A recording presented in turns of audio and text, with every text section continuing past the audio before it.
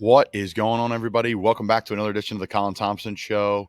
Yes, Jack in the back. That is palm trees behind me. We are going to hear the occasional rooster, the occasional two-stroke scooter going by here. Just maybe a Key West local down the street singing a song. Maybe Jimmy Buffett, Kenny Chesney, hanging out at Shots and Giggles, sponsor of us here at Not For Long Media and Geez, our partnering show. I'm Colin Thompson. That's Jack Connell. Welcome back to the Colin Thompson Show. Coming to you live from Key West, Florida. For those that have not put the context clues together, Jack is in miserable, freezing cold Montgomery County, Pennsylvania, and I am down here in Key West, Florida on our kind of annual getaway. Been really fortunate. My parents have been coming down here for like 40 years, and my uncle was stationed down here in the Navy. And kind of grew up vacationing here and coming down here and becoming a part-time local and getting to know different people, and really excited about a lot of things. Jack, what's your first thought when I have popped up with some palm trees behind me? Oh, I'm trying to think of the right word. Not like, I guess, jealousy, anger, annoyance. That, like you said, I'm stuck here. I'm also offended you also misrepresent me as Bucks County about 80% of the time when I'm Montgomery County. You literally Two vastly live. different How far do you personalities. live from the Bucks County line, Jack? It's like 50 feet. Yeah. Don't act like you're this. I'm Montgomery County. I'm from the heart of it. Whatever. Insert diner here. That's so hard. Montgomery County. I don't want to hear it, Jack. I don't want to hear it at all. You know what's funny? Living in Baltimore, everyone's like, yeah, Glen Burnie and this and that. Like, you don't know about this. I'm like, guys, it's all the same. Like, of all the suburbs of Philly, like, Glen Burnie equals this in Philly, whatever. Anne Arundel County equals this in Philly. Like, they're all the same. It's just a different suburb. I think it's really funny. Guys, everything we do here at Not For Long Media is brought to you by our friends over at the original Fudge Kitchen, fudgekitchens.com, shipping fudge and sweet treats across the country, even all the way down here in Key West. I got the Key West Conks hat on today, Jack. Their baseball team's got like dozens of players in the MLB. Like, they're loaded. So it's like huge down here, Key West high school baseball. So I have the Key West hat on. I'm ready to rock. Honestly, Jack, the original Fudge Kitchen, fudgekitchens.com, shipping fudge and sweet treats across the country. So, yeah, Jack, I mean, there's a lot going on. Our show today is going to be Deiontrez Mount, or as most people know him as D Mount. He's coming on the back end of this podcast. We did it a few weeks ago when it was in the season. D Mount's an incredible guy. He's in the film business. He was a draft pick out of Louisville, played against him in the Sugar Bowl. I didn't play, but watched him play in the Sugar Bowl against my Florida Gators when he was at Louisville. Just a great story, inspirational story of a grinder, someone who does things the right way, figuring out along the way, mistakes that he admitted on the podcast when he was in Tennessee with the Titans, having a good time. But just really learning and evolving, and an open-minded guy that I love playing against. Was a really good defensive end, really stout in the run game and great rushing the passer. I thought he was really good for us in Tampa. I was a big fan of him. So stayed in Tampa when we were with the Vipers. He stayed. A lot of us all left and went back home and did all these different things. He kind of made that his kind of home and set some roots down there, and was a great guest for us. So we had some great clips for him, don't we, Jack? Oh, absolutely. I mean, he was just a great talk, a lot of great stories, insights into his career and everything he's done. I think most impressed me most about D-Mount was his camera. I mean, that was probably the best camera quality we've ever had on the show by a wide mile. Yeah. I mean, you got mine here off a MacBook Pro, was dialed in nonetheless and had a very, very, very professional situation. We had a little technical difficulty there, Jack. Are we good? Are we still moving and grooving? We're still moving and grooving. We'll see how much post-production work I got to do after this. The beauty of our recording software is I should be able to pull your recording without any lag. It'll just take a few extra steps. Oh, what a good guy. Who knows? We'll see. Give me a couple of little shekels. I mean, that's just for Jack this week. I mean, this is why I record in Montgomery County in my home and not outside in the middle of Key West, where I'm sure there's barely any Wi-Fi, as we can tell. Guys, we're really excited for this weekend. We have the Thompson family football camp, something near and dear to my heart, giving back to the community, and something we always wanted to do, and just kind of getting organized to get my feet in the league a little bit here in year 6. It just was the right time to have the camp. And there's really no better place than down here in Key West, Florida, where it's an underserved community when it comes to community leaders and not so much community leaders, but just so much that people are coming back here and doing camps here. There's only a few players that made it to the NFL out of Key West. There's not a ton of of, pro athletes that come back and maybe give back in Key West. They maybe come down here and party, and we've done plenty of that here, but to come back and have a camp for the kids, we're expecting 150 plus campers, 50 plus volunteers. I'd like to shout out everyone that's involved with giving back to this camp. It's been unbelievable. We'll have NFL players.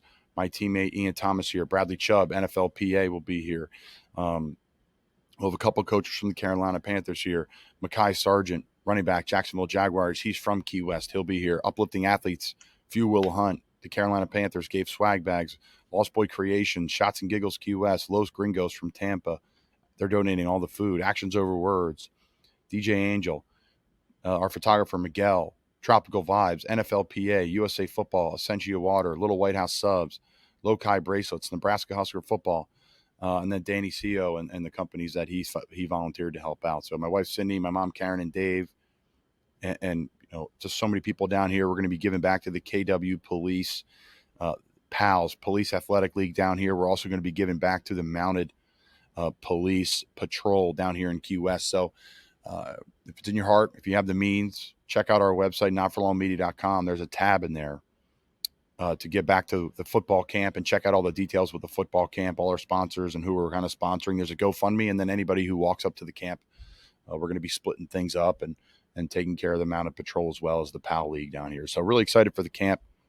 A really great opportunity to get down here and do something different for the kids. So, all right, we're back here at the Colin Thompson Show as we have an F-18 flying over the house here, which is tremendous. Hopefully the audio is picking it up loud and clear, Jackie boy.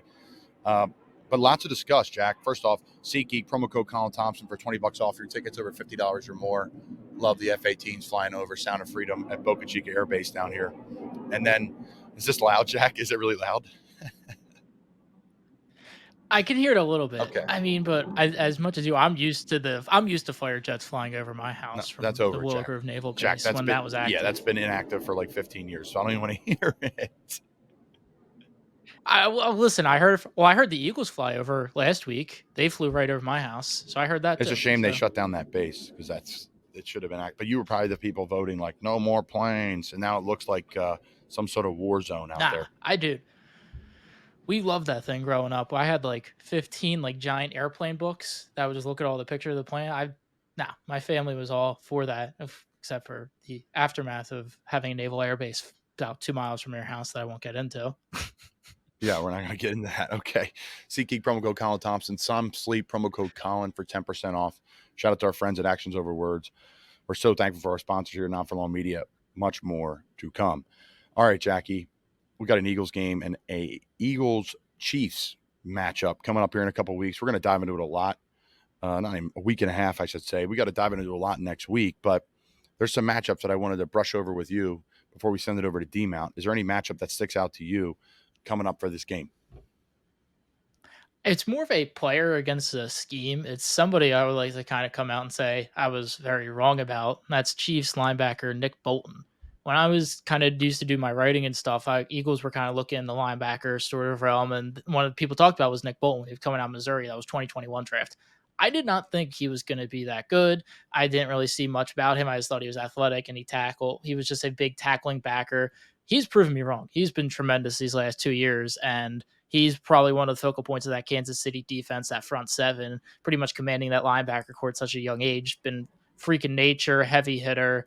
And I think he's going to be key in trying to slow down that elite offensive line for the Eagles in the run game, sort of helping fill in the gaps in a lot of their zone runs and all that sort of stuff. So I think he is a player to keep out and keep an eye on. That, I mean, everybody sort of obviously talks about the Chris Jones, Travis Kelce's, Mahomes, Juju's, all those sorts of players. But I think Bolton's somebody that's very good that's kind of been looked over by the media recently. That's good knowledge out of you, Jackie boy, as the F-18s now pour over again. I think there's a lot to talk about there, but first thing comes to mind is how good the Eagles offensive line is with their double teams. Eagles are like, look at these players, they're so good, and they are really, really good. The offensive line is all Pro Bowlers. I love how everyone was like 3 out of 5 are Pro Bowlers this year. It's like, I don't know, they're all Pro Bowlers in my mind, pretty much. Is how long they stay on their double teams. They do not come off on the backers right away. They are truly trying to drive that guy out and coming off late. If the linebacker shoots his gun and tries to play the gap, they're going to come off early. Then the running back can hit it and split it like you've seen the Eagles do. But the nice thing about what the Eagles do is spread people out, make you cover the whole field. And you saw it against the Niners, how they were able to really gash them on some runs. Now, it's funny for my matchup, Jack. It's Steve Spagnuolo versus the Jersey Shore. You may say, what does that mean? But Steve Spagnuolo has a house down the Jersey Shore, and it's Eagles country. And he's going to be walking the beach this year in his Chiefs gear, getting a sweat in before he starts the day on his 3-week break that the coaches get, or month break the coaches get before training camp. And Spags is going to be either hearing it or he's going to be giving it. So it's a big game for more than just normal things. Coaches think about that stuff too a little bit in the back of their head, like, hey, man, how's my summer going to be? Is it going to be EAGLES chants all summer, or is it going to be me walking around in my Chiefs red having a good time? So that's my one matchup. Let's see. My other matchup, Jackie boy, is Andy Reid and Nick Sirianni kind of dealing with the media, the drama of Coach Reid fired Nick years ago, and the whole kind of tree between them, Nagy, Doug Peterson, Andy Reid, and Nick, and all the drama with that about Andy was in Philly for all those years, and all those stories are going to be drummed up, and they should be, because it's good journalism and it's a part of the story. Absolutely. My other matchup is everyone complaining that the story is being overdrawn out about the Kelsey brothers playing each other in the Super Bowl. Like, oh, no crap. Like, that's a big deal. It's a really big deal. It's a extremely big deal, let alone two brothers playing college football.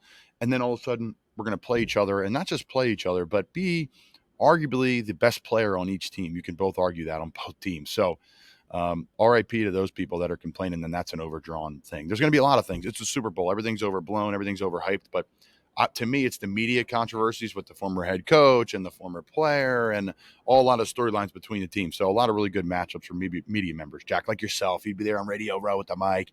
Andy Reid, where was your favorite place to eat in Philly? What are your thoughts? What do you think about the Sixers trusting the process, Andy? Is that what you'd say to him? The Sixers have been playing good. I can't say nothing about Sixers. I mean, I don't know what my question if he'd a Big Red. I don't know. Ask him about, I don't know, Germany. He was talking with bratwurst in Germany. Ask him if he has a specific spot in Germany compared to the cheesesteaks. Ask him something different. Throw him something similar, but a little bit of a curveball. How about a curveball, Coach? Curveballs with Coach. That's what you call the segment. All right. Good stuff, Jack, as always. I appreciate it. So this morning was really cool. I've seen Mike Leach all around Key West a few different times. I've seen him on the Wall Street a couple times. I've seen him, out with coaches in college football a couple times. And then I saw him a couple times at Harpoon Harry's here, like a diner, old school diner, Key West vibe. I went there and had breakfast this morning, bought the Key West Citizen paper, sat at the counter like I saw Mike do a few different times. So I'm going to create some sort of Mike Leach trail around Key West to make sure I hit all the spots that I saw him in, or I knew he was a patron in, and kind of enjoy a coffee or a cold one or something in honor of Mike Leach, who just was a legend, just sitting down at a diner with the locals and asking people how Mike Leach impacted their lives. So hopefully we get the recording there, Jack. We'll see how it goes. You think I need to redo the clip, or are we good to go?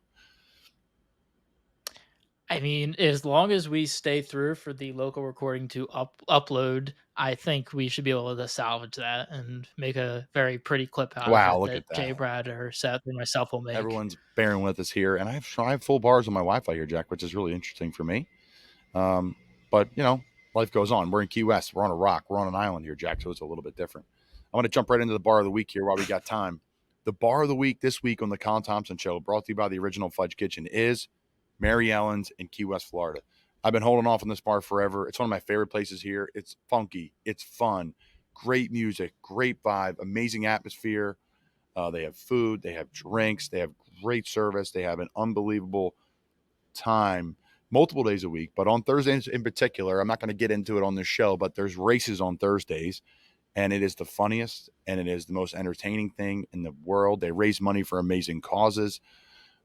Through gambling on certain objects for the races. Those can Google it and take a look, but absolutely love Mary Ellen's in Key West, Florida. The food and ambiance, 5 out of 5. Great bites and appetizers, grilled cheese, tomato soup, wings, like the most unique, great menu. So 5 out of 5 on the food and the ambiance, which is just unbelievable. The ambiance is so cool. The Christmas lights, the old beer cans, just an awesome place. The cold beer, 4 out of 5. They have amazing drinks though. Like I was tempted to put a 5 out of 5 on this. TVs, great TVs all over the place, 5 out of 5. And then the service, the people there, tremendous. The locals, bartenders, an awesome place, 5 out of 5. So the bar of the week this week on the Colin Thompson Show is Mary Ellen's in Key West, Florida. Again, as the Jets fly over here, Jackie, we got Top Gun going on here down in Key West. I love it. This is live action. Palm trees, roosters, and a good You're time. just living such a rough life right now, Colin. Just beautiful weather in Key West with F-18s flying over. Like, I don't know how you do it, man. We'll get the budget right, Jack, and not for long. And we're going to fly you down next year for the camp, buddy. Get you down here. In due time. In due time. In due time. Well, listen, we appreciate everyone's patience with the show. Jack's going to have his work cut out for him for this one, which is good. He's had it lucky with me over the years. He never has to edit really much in the videos. We just hit record, rip it, and hit end. So, every 6-7 episodes, Jack has to do a little bit of work when it comes to producing the show. And you get the producer title too, like the producer of the Colin Thompson Show. And like, you don't have to produce the show. No, Jack does amazing work for us. Everyone in Not For Long Media is severely underpaid, but they do amazing work, and we have a great team here. So thank you to you guys. Thank you to you, Jackie. Good stuff as always. Guys, I really hope you enjoy the D Mount interview.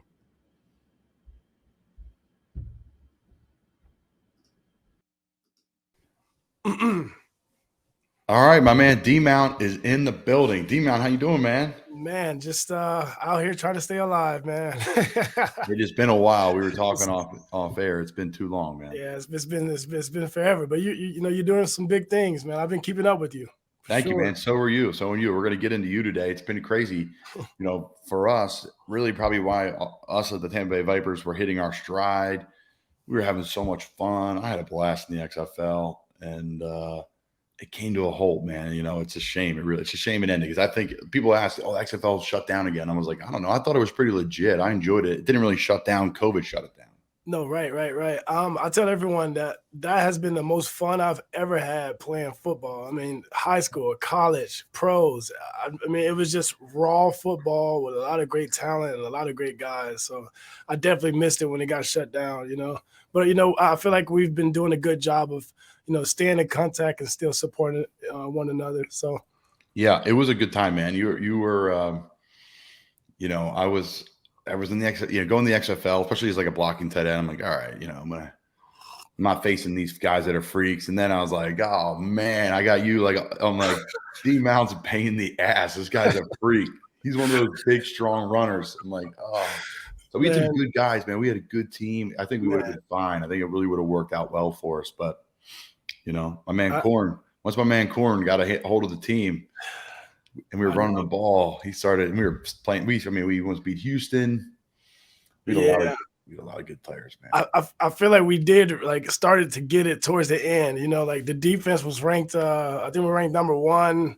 The offense found their groove, in their rhythm, and they were really starting to move the ball. And we were just about to start having a lot of fun, man. With the LA game, I think that game went in overtime, right?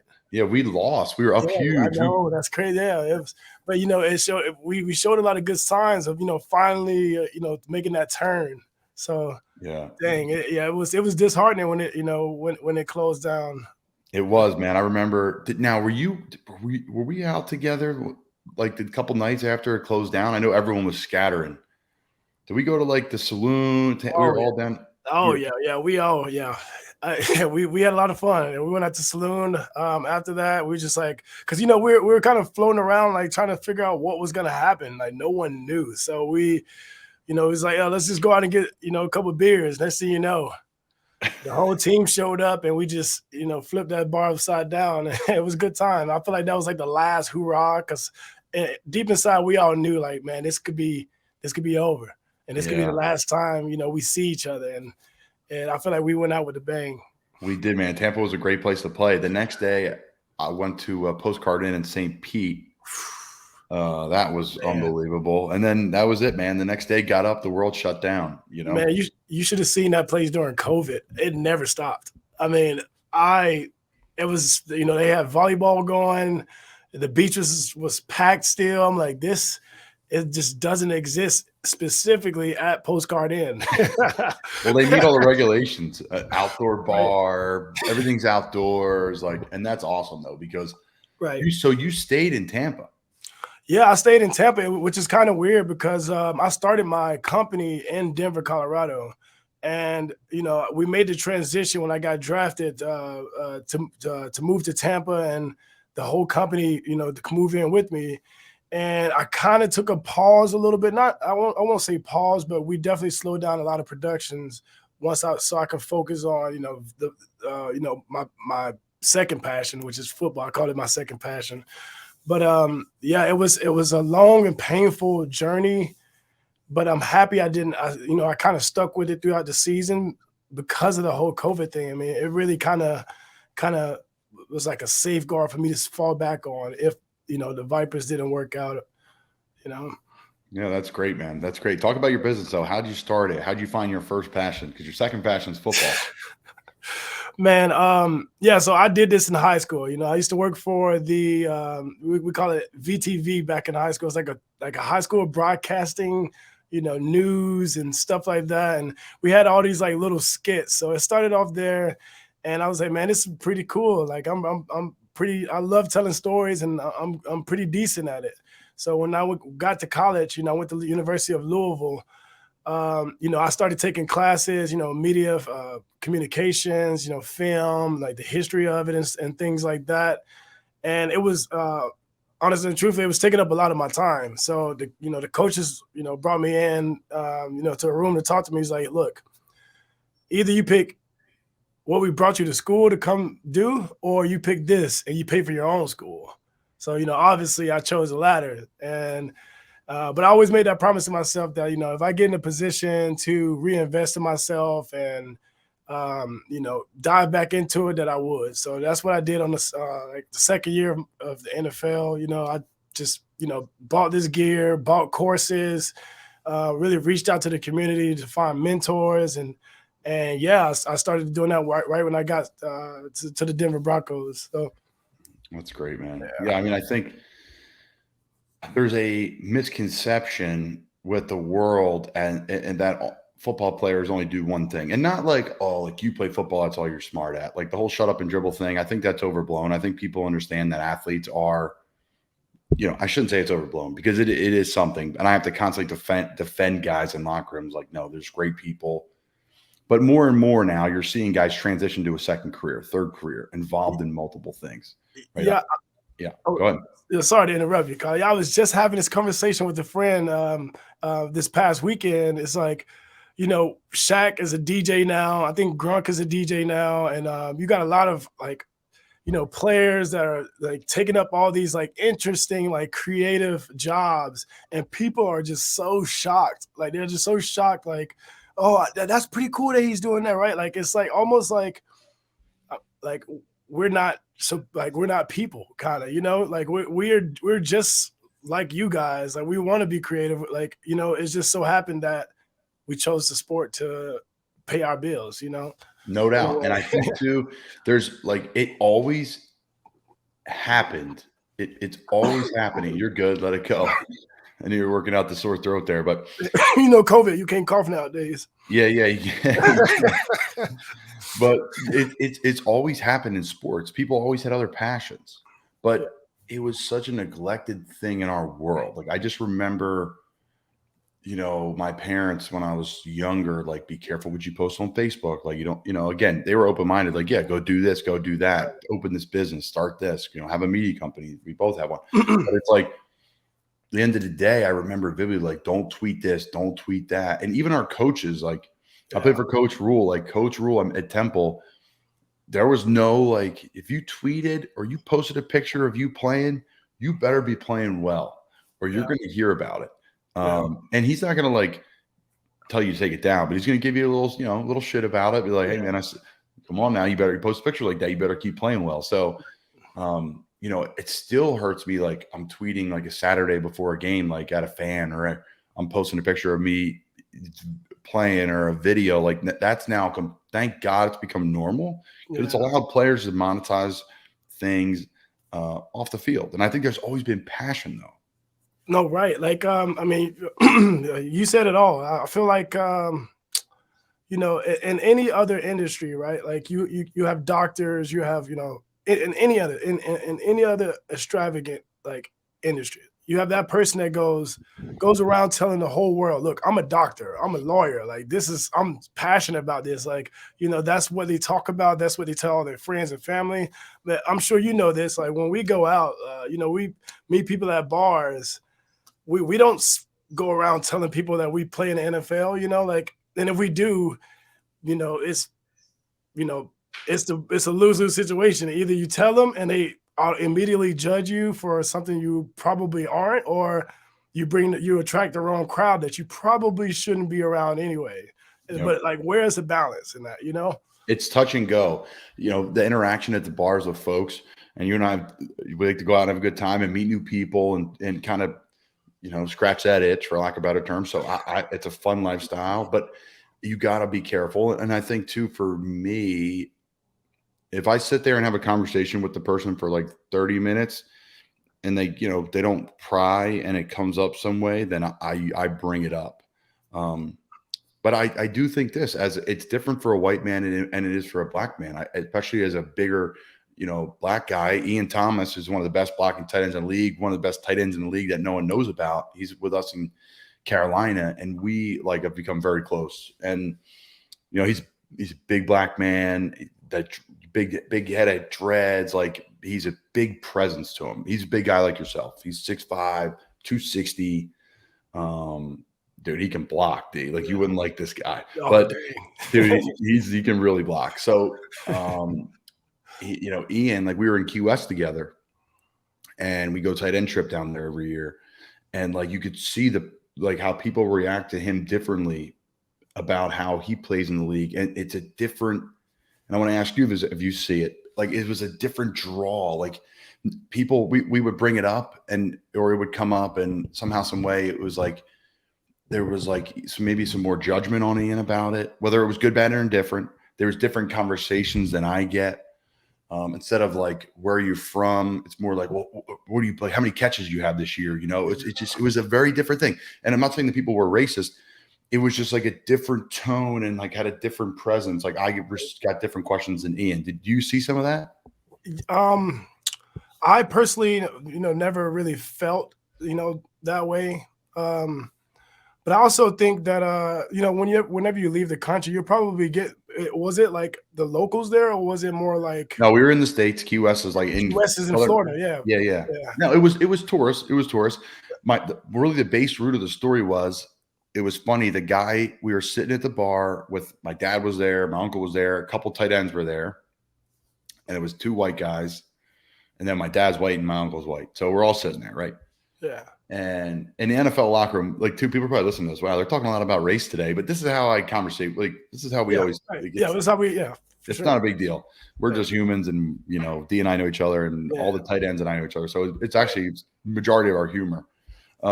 And the world should be ran like a locker room. Honestly, that would probably solve all you know, everything that's wrong about the world today. Because no ill will, right? And it's funny. Like, I was talking to someone today, and I'm like, football, the locker room is a better version of them. It's of the microcosm of society. I always say locker room is a microcosm of society. There's always going to be one bad apple. Well, there's 50 bad apples in the microcosm of society. There's usually one in the NFL, and half the time they don't pull anybody down with them. They're just doing their own shtick. Yeah. So that's okay. There's nothing wrong with that. But where I was going with the story was, there was, you know, 4 white dudes at a bar, and then Ian walks up.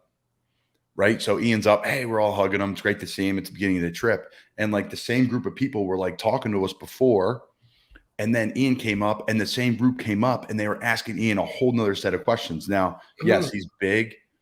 He's a pulverizing guy. But, you know, they were like grilling him with questions. And I was like, this is interesting. So it was like a whole dynamic. I'm just sitting there, like a couple beers, just hanging out. Like, it was all fun and safe, but they were just grilling him. And how did he feel about that? Like, did he say anything afterwards, or he just like kind of shrugged it off? he just, he was fine with it, Yeah. It became a shtick almost. It almost became funny. And like they were trying to figure out if we play in the league, dude, you'll like this. So they're like, all right, if you guess what we do for a living, we'll tell you what we do, whatever. So it was like they pointed at me and they're like, you look like a former player. I was like, oh man. Dang, a former. Former. I'm like, it's the off season. I had a couple beers. And then they look like they pointed out like our fullback tight end, Gio Ricci's big Italian guy. And they're like, all right, you look like you're just finishing up. And then they looked at Ian, they're like, you look like a Pro Bowler, which he is that type. He is that type of player. So yeah. I was like, damn, man. So it's the stereotypes, right? Yeah. I was just curious to see if you knew anything. We got off the rails there a little bit. So where do we go from here? There's lots to unpack. So, bro, you're from one of the most beautiful places in the world. We've talked about this before because I don't, not many guys, man, like are kind of from really like that Gold Coast, that Destin, Panama City Beach area. I've met many people from there. My wife's got a place there on 30A. I love it there, man. Hey, you're a lucky man. I tell everyone that, like, I just got back from Bali. I went to Greece this year, Greece and Hawaii this year. And I truly believe that there's no better beaches than hometown. Destin, just the sand is just so grainy and white. It's piercing to look at. It squeaks when you walk on it.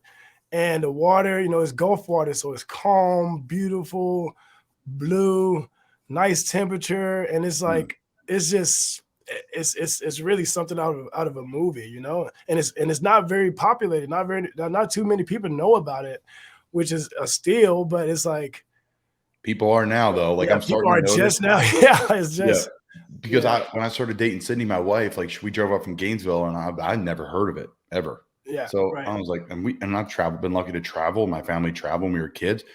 Never heard of it. Nothing up in the Panhandle. I was like, Panama City. Like, I'm not going there. Yeah, everybody knows about Panama City. Yeah. I'm like, I'm good. I'll pass on that. So, so for me, I was like, I don't know about this place. And then I'm not a beach sitter. I'll sit on that beach all day long. So yeah, man, that place is beautiful. It's good to eat. But I'm starting to see some of my Northeastern friends, like whatever, they're marrying a Southern girl or whatever. Like I just know the picture. Like literally the picture comes up. I'm like, they're at 30A. You click on the Geo, they're in Rosemary Beach, they're in Destin. Right. Because it's like the perfect weather, right? Because I'm dealing with that issue now. Like when I was in Denver, I was like an outdoors person. Every day I was outside, whether that's hiking or, rock climbing, anything just outdoors, right? I come to Florida and to Tampa, I'm not anymore. Like I'm dealing with, the humidity, the mosquitoes and things like that. It's miserable to be outside during the spring or the summer.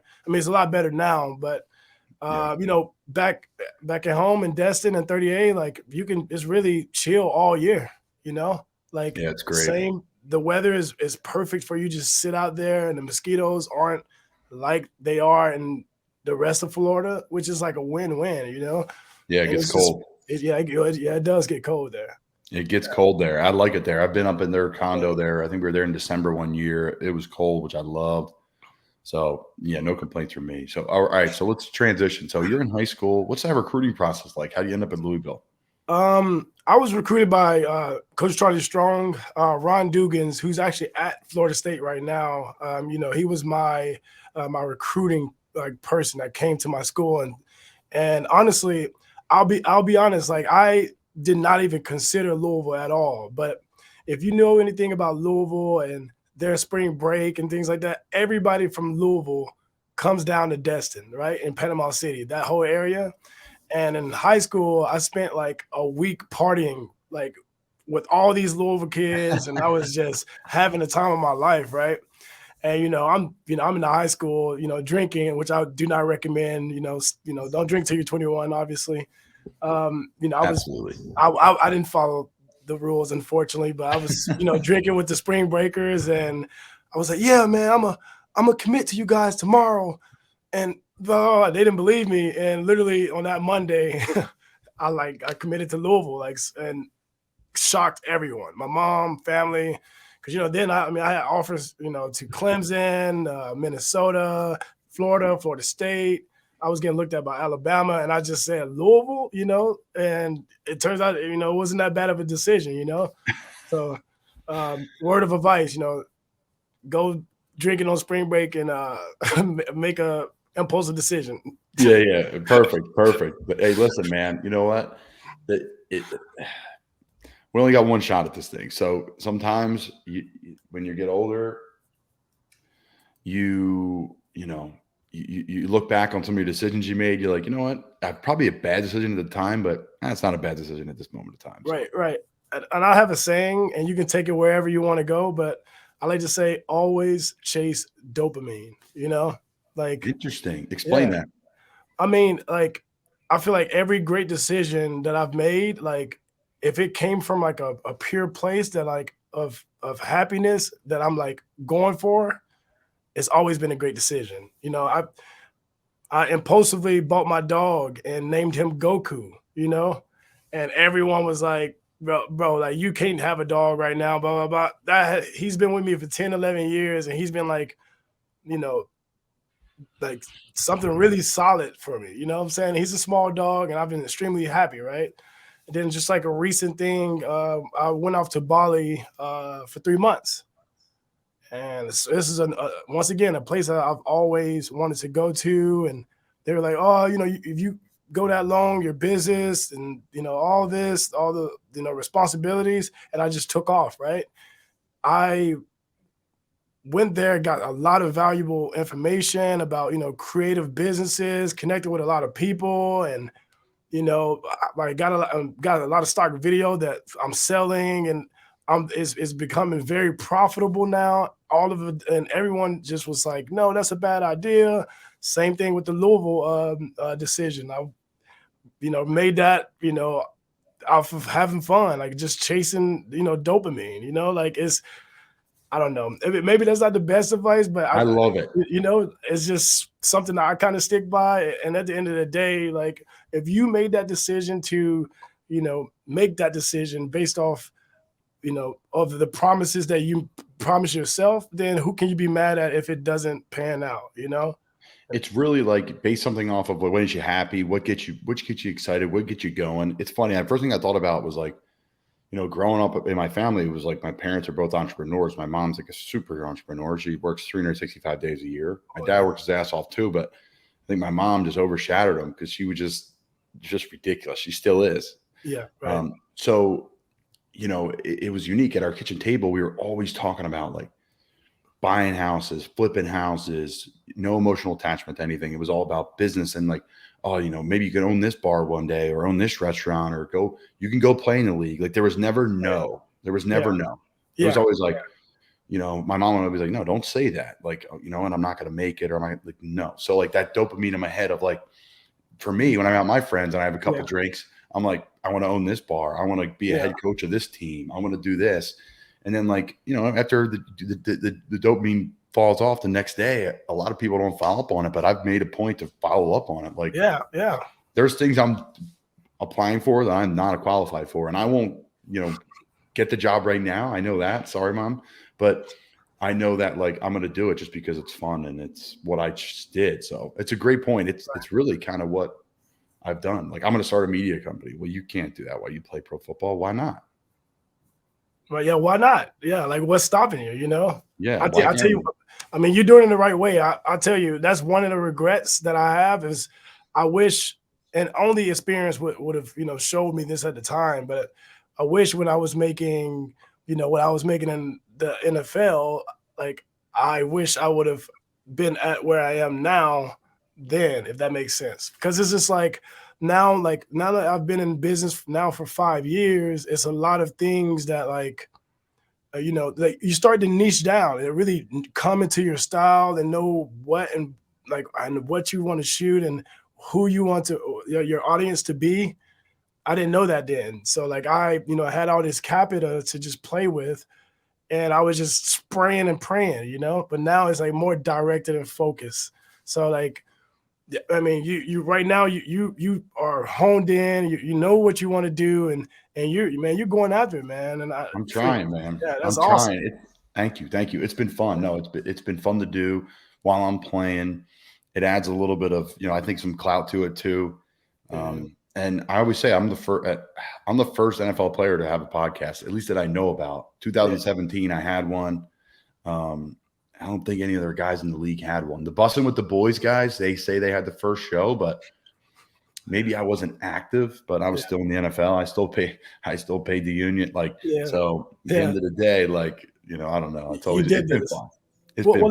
Well, let me ask you this, because I was dealing with this issue while I was running my business when I was, with the Broncos.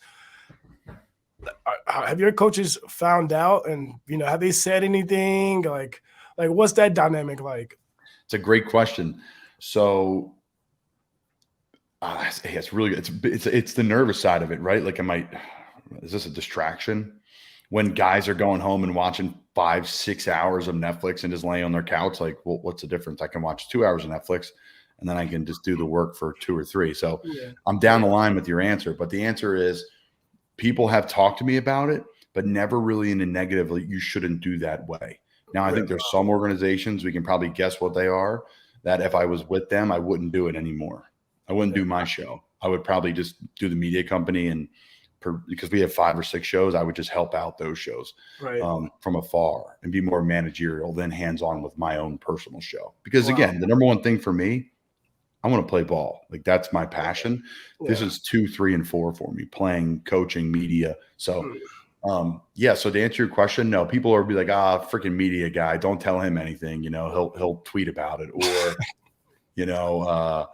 but never if I make a mistake or anything, it's never the football stuff has always been good, right? There's never not that I always play great, but it's there, the work's there. I'm in early guy, and I don't like to stay late like I used to anymore. I'm just I would just stay late to show that I cared.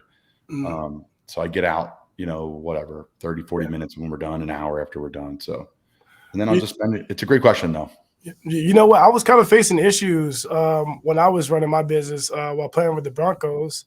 But we were losing too. You know how that whole dynamic goes. If you're not winning at the moment, then every coach, every GM are trying to dissect every avenue and try to see, where are the distractions? Where is, why are we not turning the pace? So they're looking at every little, piece of the puzzle. And I had one of my coaches call me out. It was like, you're practicing all these hours. Cause I think Vaughn, we had a guy. Yeah. I think Vaughn went down once. So I had to step up and take a lot of his reps. And they brought another guy in, the whole process. And I was taking a lot of reps, but I wasn't going home to rest.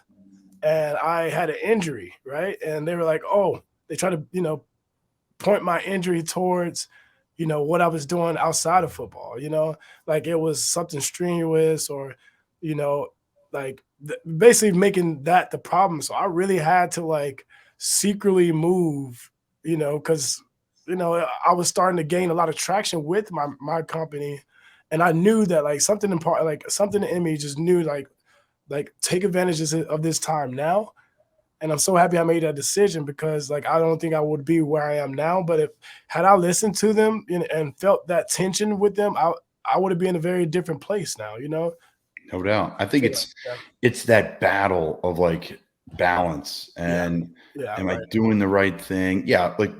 There's some days on this podcast, today, we're doing this interview December 13th. It will come out, could be a couple of weeks, could be the new year. Cause I like to backlog a lot of things. And that's the nice thing about this is I record this. I have Adam Schefter coming on here in about an hour. Look at that. Yeah. Shefty. So he'll be live this week. Yours will be a little longer. Right. So I try to have, if I have a free day where it's all right, I got 6 hours of time to do stuff. I've already done my football stuff today. I was in the facility twice getting work done, started creating film study, all the different things, in and out of the tubs, lifting, running. I know all about that. Yeah. So I checked those boxes for me. But I just found myself before the media company being okay, now what? I don't really want to watch. And I love watching Game of Thrones. I mean, I love it, right? But or Entourage or whatever the shows I used to watch. But I need to get to, I need to go, man. I need to keep the burners on, at least lukewarm. Yeah. So it's a great debate of the balance, but I haven't had any issues with the balance. Like, yeah, right. I And don't know. maybe you know, like maybe it's it's a different dynamic too, because I don't how like the whole offense versus defense thing, like maybe it's a little bit of a change there in that kind of a dynamic. I don't know. What do you think? Like, is it Yeah. you guys as coaches are a lot like more open? I feel like. Yeah, coaches are more. I think it's now it's like a normal thing that guys are doing more. Like guys are opening up more. Yeah, I think look at just players to the media, right? Like guys are talking way more to media than ever, which is great. I think it grows the brand of the game. I think that's why the salary cap's up. That's why people know players more. Like, oh yeah, that's a good point. Right? That's a very good point. Yeah. You know, you're going to you have that. You almost like I won't say you own the player, but if you're doing your fantasy team, like I'm watching his press conference this week to see how he's feeling. You know, there's a whole nother dynamic to that. So I think players are more open. Players are involved in more things. Players have charities. Players have. I just thought there was a set rule before. It was like, okay, like a lot of people are philanthropic. You don't have to be public about it, but okay, some guy on his off day can spend 10 hours working on his charity, and that's fine. But if you spend 5 hours on a podcast or with Mount Up Media or with it's not okay. I just thought there was some unwritten rules before. Yeah. Where now it's like, listen, do what you want to do and, you know, just continue to ball out, but don't be upset. Like if you get cut, you know, because your performance dropped. Is that because of you working? I don't think so. So yeah, that's a good point, man. I never really thought about that. Like I feel like because my last year was in 2019, and I feel like when COVID happened, a lot of people went remote, as far as businesses goes. So like, marketing efforts, had to go remote, and media had to be stronger for like either entertainment or, E&G, like, news gathering, all of that had to step up. So then I feel like more and more people have more times in their hands to like really kind of dive into that world as far as media goes. And yeah, I mean, that's a good point to what you said. Like maybe, that was like the switch for everyone. There's like new media now too, right? Like you see JJ Redick has a show, you have a media company, like all these players now are getting into new media. Like they're telling the stories that are really going on. And I feel bad for media members because I read some of these tweets, like especially about us in Carolina. And I'm like, this is not true. Maybe 10% of it's true, but like, it's just a shame. But I think the players, there's new media. I think COVID, like you said, has allowed people to look at things differently. It's like before COVID, BC, and after COVID, you're just seeing now that players are being encouraged to do more things. So, and I think that's special. Like media is I feel like is the most powerful thing right now, because like to be able to communicate in general is very. I mean huge. That's huge, right? Massive. And just like you say, like the media can really be abused, like it's funny that you brought that up, because when I was in the NFL, like the media, I mean, I got myself into a little bit of some trouble. I mean, we talked about it too for the Vipers, and the media really painted me out to be like some type of criminal, and all of these articles have released about me.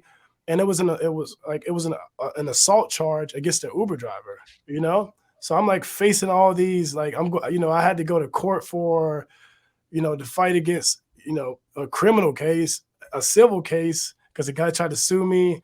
And then I had to fight a case against the NFL to see. So like all of this, my resources being pulled out. And the whole time I'm sticking to my story. I'm like, guys, like my character, like you guys know me, I would never do this, blah blah blah, and the next day I was supposed to sign for the $1.7 million deal with the Broncos, and I went to the office. And they were like, well, let's just wait, for it to blow over. I'm like, okay, so I'm going through court, and I'm literally in court getting ready to get charged, right? Like get finally, like this guy sticking with his lie or whatever. The media's, I'm reading the comments, they're really giving it to me, man, And come to find out, like on my last court appearance, a video got released proving my whole entire story. Like I was stuck to my word the whole time. Like, my lawyers was like it's his word against yours. And, they were really trying to push me to just say, no, take take whatever they're trying to give you so it can be less. And I was like, no, that'll be lying, And, and to this day, those articles are, still up there, even though they're wrong, like nothing was put out that this wrong story was released to media and that whole gig. And my reputation was truly kind of ruined, me, Colin, I'm happy-go-lucky guy, Yep. Yeah, and it's crazy because like now I'm getting ready to shoot a short film about it that I can release to show about integrity and honestly just sticking to your word and just believing in yourself enough to fight against situations like that and just bringing light to the power of the media and how it can be abused. It really can. Really can. It really can. There's a lot to unpack there, and it's awesome for you to talk about it. But there's a lot of new medias too that can hurt players. Like even Player Football Focus, like they on a football side, like okay, like you could be getting good grades. Say your coach grades you out because we get graded on every play, folks. You played 70 snaps, you got a 50 out of 70, right? You played what? You get a percentage. It's public. Yeah. And you could grade out having a great year, but PFF could grade you out having a 50% year, and then you go to a negotiation table and they're using PFF against you. Or they could say, PFF's got you high, but, you really didn't play that great. It's like, what? So I don't know, man. There's a lot of people pulling at your money now, more than people think. All intertwined. So I want to transition to no because you play with a lot of great players, starting with Louisville. You beat us in a freaking bowl game when I was a Florida Gator.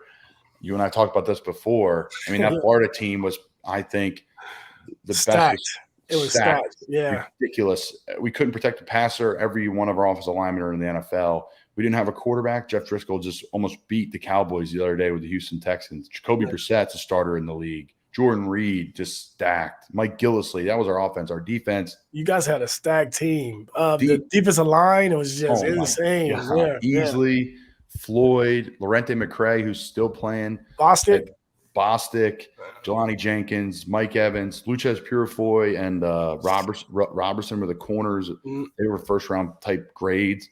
Just ridiculous. A Ray Guy Award winner. Caleb Sturgis was the best kicker in the country that year. We should have won the national title. Should have went to the national title, in my opinion. That was the year Alabama got ran over by Notre Dame. Yes, yeah. So again, we go to the Sugar Bowl. We were third in the country, flying high, having a hell of a time on bourbon, and then we ran into Louisville and got ran out of the gym. Man, I still remember that hit that Bostic, hit Teddy with. That was when that happened. I feel like that, he got up and once he got up, we looked at him. We were ready to play. We were like, I thought it was over. See, I'm like, game's over.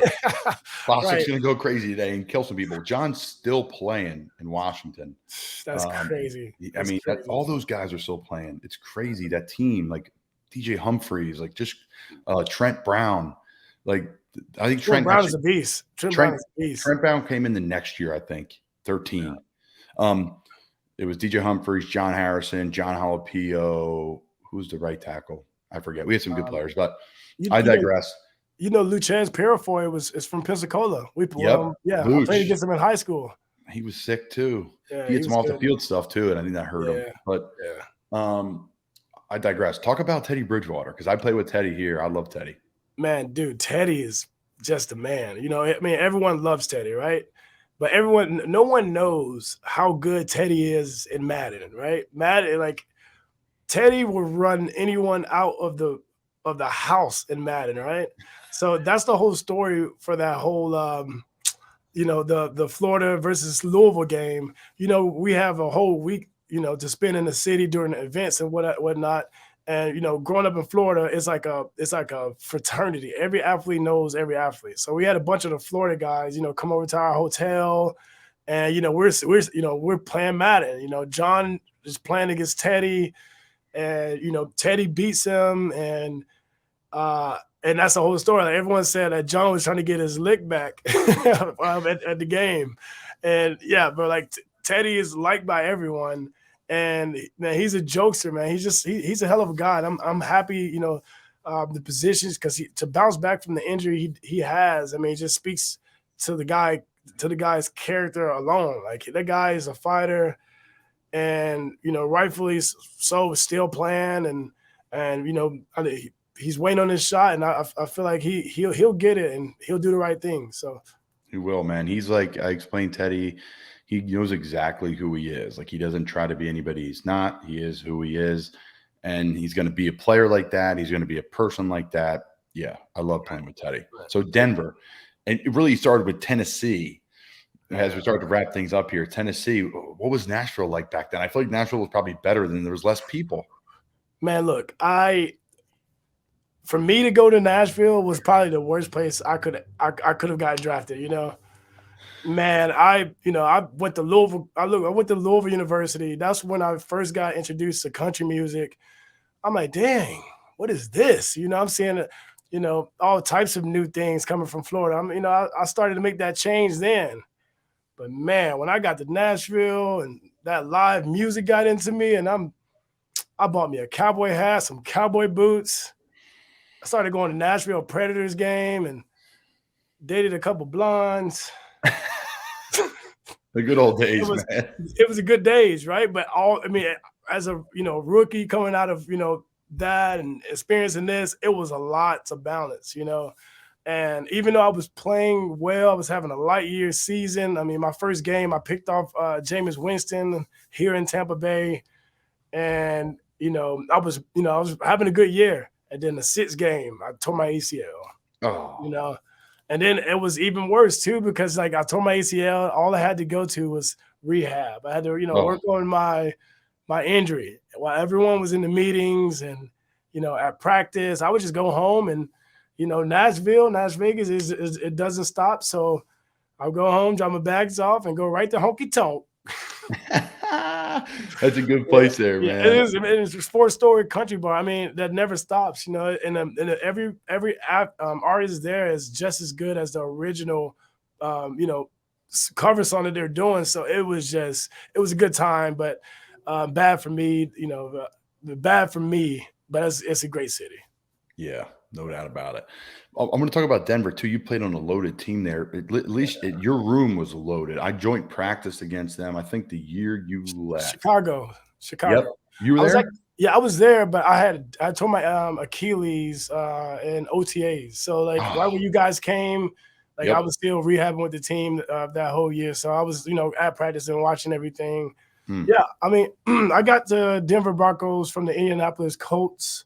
Funny story is I was at the Indianapolis Colts. I was out, pulled my hamstring, kind of tore it, right? So the team was like, we're gonna let you go. So they let me go, and I signed with the Broncos, still having a torn hamstring, but I kind of swept it on the rug and was like, I can play right now, and blah blah blah. It was the last game of the preseason. I get there on a Tuesday.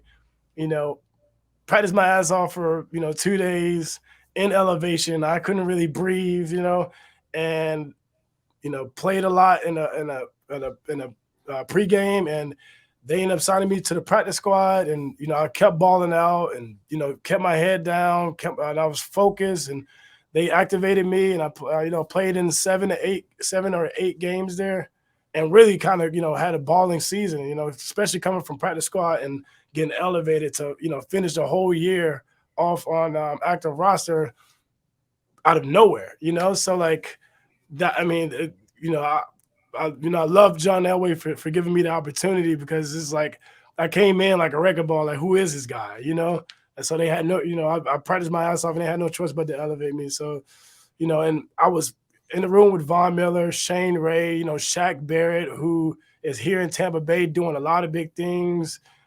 Just our room was loaded. Next year we had Bradley Chubb come in. So I had a lot of, competition, and it was good because those guys really, we pushed each other to be the best that we could be. And, Vaughn held us all accountable. He would sometimes, take the remote from the coach's hand and really kind of take over and coach us on our technique and really lead the room. And, to leave in a room like Indianapolis, Colts, to step into, the organization of Denver Broncos, was just a full 360, you know, in a different dynamic. You know, I'm looking at an organization that's truly ran by the players, you know, and not just your average players, like Hall of Fame players, you know. No So doubt, it was just man. a different animal. That room, oh, that was a nightmare. First off, we had to go to the elevation. I'm with the Bears. I'm the 7th tight end, 6th tight end. So I'm getting the reps now. I'm getting the reps. Yeah. And we are grinding. And this was Matt Nagy's first preseason. And he literally said, guys, we're going to callous. We're going to get callous and we're going to earn it. You know, it's the only way you get callous is earn them. I'm like, oh, here we go. Which I'm cool. That's kind of my shtick. So I'm like, I'm going to outlast everybody. I may not be the best guy. Yeah. But I'm going to be here at the end of it. So I remember just going up there and being so tired. We had a rookie mini camp, and I didn't have a credited season then. So we had a rookie mini camp before training camp, 2 days before it. I was the only tight end. Then we had conditioning tests. Then we had like the Hall of Fame game. Dude, I reported to camp that year like July 17th. I remember that Hall of Fame game. A lot of people went down in that, right? Bears, Ravens. Was that in Green Bay? No, Bears, Ravens. We had some injuries, but not too many. No starters play. He didn't play a starter the whole preseason, so I got a ton of snaps, ton of reps. Okay, dang, yeah. So long story short, which was good. I needed it. You know, I really did. I didn't play in preseason year before. I played 4 plays and I had emergency appendectomy. But fast forward, I remember going to you guys. I'm like, elements, you know, I'll be all right. I'll push through not breathing. I did not. I couldn't. I thought I'd be able to tough it out. I was dead. Dead. And then you guys, the group, it was like, all right, one-on-one pass rush with tight ends. I'm like, so you're already at a disadvantage already, but you got to fight and make it happen. So it's like Shane Ray, whoop, there's one. Shaq Barrett, who no one really knew about at the time. People did, but not like he is now. We knew about him. We knew about him. Shaq, Vaughn, you, Shane, Chubb, and you guys had a couple other just grinders that were just guys like me just trying to make it. I was like, oh my God, that practice was like a bloodbath. Played in a good group there, man. Really good. Man, like I said, like that room was just loaded. And, you know, like speaking back on Shaq Barrett, that guy is, I mean, it's like Denver knew his talent and really tried to conceal it, you know, from the world and just try to get him at a cheaper price. And, you know, he took a chance and was like, you know, I'm going to go over to Tampa Bay and, you know, sign a 1-year deal for, you know, I think he signed it for like $4 or $5 million and just really prove that I can be a starter. And, you know, Tampa took a chance on him and he came here and like I mean, look at the guy now, you know, just balling out, setting all types of records. And everyone's like so shocked. And to be honest, like I have never been, I mean, like our room was like, yeah, we know you can do this. Like even in Denver, he had flashes like, oh, it's third down. We need to stop on Derek Carr, you know, to give us the ball back to go win a game. You know, no one's making plays. And, you know, next thing you know, Shaq goes out there after they, you know, really kind of sat him the whole game. Cause like I said, they were trying to conceal him. Like they didn't really like want him to, you know, cause Shane Ray came off of an injury. So he kind of stepped in there and took over things. And they were really holding Shaq Barrett's reps. He goes in, sack, fumble, and recovers the ball himself. And then they still benched him after that for the whole game, really. I'm like, what? That happened. Man, it's crazy, the politics, and I couldn't be even more happier, you know, for the position that he's put himself and his wife Jordana in, you know, and you know he just you know just hurt himself this year. I think he torn his Achilles, so you know it was really sad to hear about that. But a guy like Shaq Barrett, you know, with his resilience, he'll bounce back like better than ever. I'm so convinced that he will, you know, like nothing tells me that he won't. So I love it, man. That's good stuff. As we wrap up here, 2 questions from me. The first one would be, who's the best player you play with? For me, it's no question, Christian McCaffrey. I think he's the best player in the NFL. Everyone says he's the best running back. I say no, he's in another category. He's in the Trent Williams, the category of like the best of the best. He's in that one because the guy is like on another planet. Like he catches ball like behind his back, no look, like just stupid. Like he's just stupid. Like he can at practice. At practice, like dude, I can't even. And I haven't seen the best of him when he was here, right? I missed it. He came in, he started getting hurt, he got paid. And then now he's healthy again. You could see him just like every game in San Fran. It's just like a little bit more, a little bit more. A little bit. That guy is another planet than everyone else I've ever played on. Played with some really good ones, but C-Mac's mine. Who's yours? Ooh. I would have to say Vaughn. Like Vaughn, not only Vaughn is super talented, he's just a super genuine guy. Like, and I feel like he really elevates everyone around him.